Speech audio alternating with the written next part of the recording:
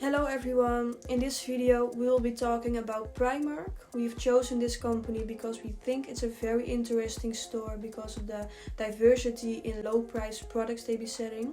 But before we start, I'm first gonna give a little introduction and a quick overview of the store itself and their product. This is a small overview of their headquarters in Dublin. Primark is founded in Dublin, Ireland in 1969. Primark is a discount store for all types of clothing for everyone. They sell women's wear, menswear,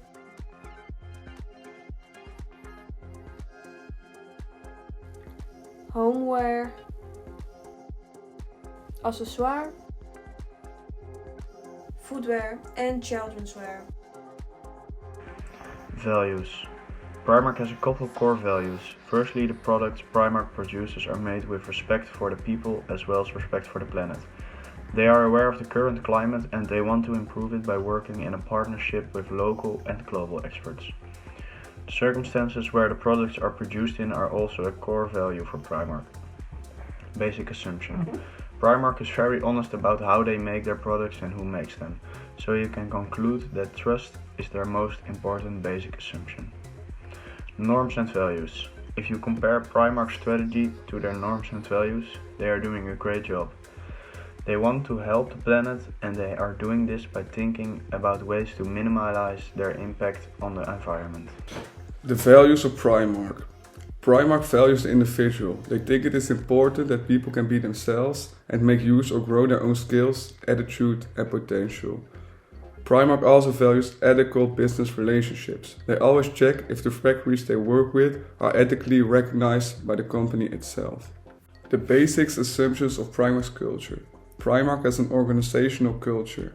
The basic assumptions are working with others, self-direction and agility, decision-making, innovation, and customer experience. The extent in which Primark adapts to local culture within its base.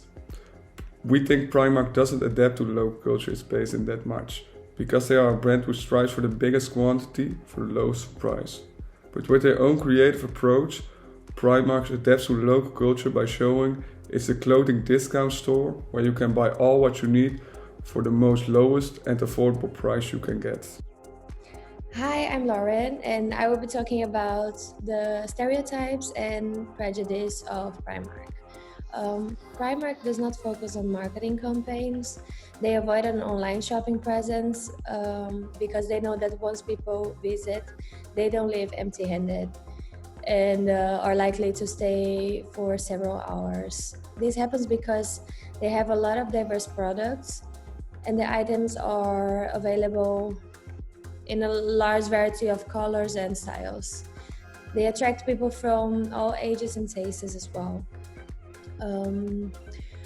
And Primark's model is to make profit on volume and relies on low prices to entice customers to spend more while in store.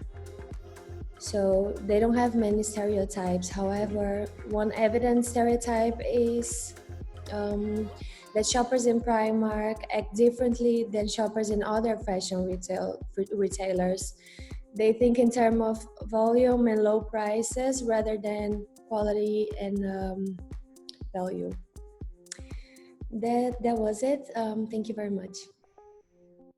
The results of the Hofstede Insight are very interesting. It shows that the Irish and the Dutch are pretty even when it comes to power distance, individualism, and indulgence.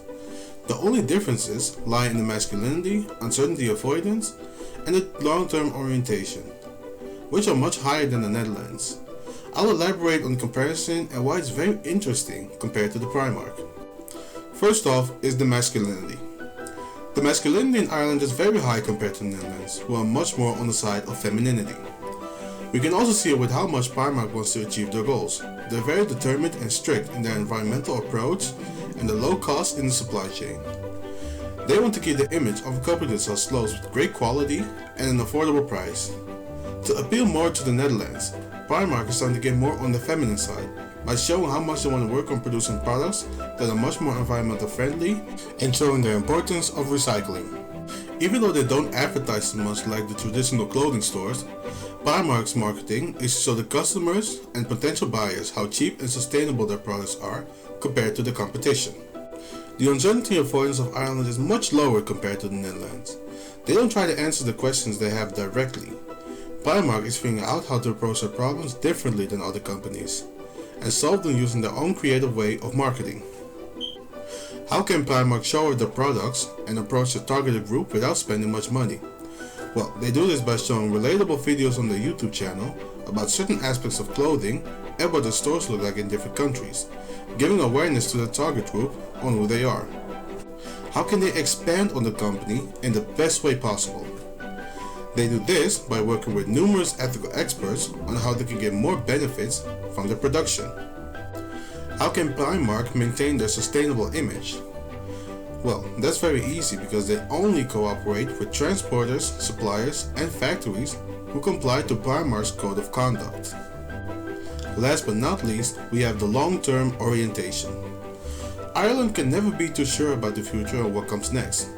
They are much more invested in the results that they can achieve right now. Primark is trying to compensate on that flaw by showing what they want to achieve and how the company sees the future. Primark is trying to improve the appeal of the customers by predicting and researching which clothes will start trending and buy as much stock as possible. Primark also currently works with the Sustainable Cotton Program to help improve the farmers and factory workers in different countries where they produce their clothing.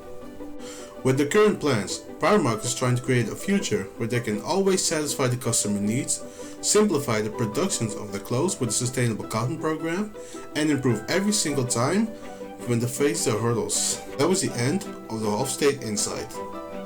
Primark's culture was pretty difficult to understand, but I can also understand why they're doing the way they're doing it.